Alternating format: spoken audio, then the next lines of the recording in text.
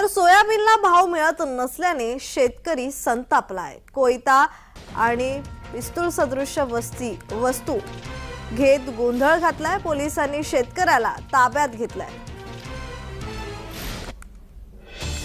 तर सोयाबीनला भाव मिळत नसल्याने शेतकऱ्याचं उग्र रूप पाहायला मिळालेलं आहे। कोयता आणि पिस्तूल सदृश्य वस्तू घेत गोंधळ घालतोय। तर पोलिसांनी शेतकऱ्याला यावेळी ताब्यात घेतलाय।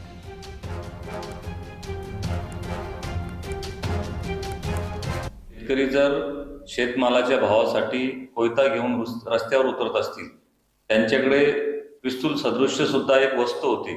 निश्चितपणे सोयाबीन कापसाच्या भावाचा प्रश्न फार मोठा आहे। सरकारने तात्काळ या विषयामध्ये लक्ष घातलं पाहिजे।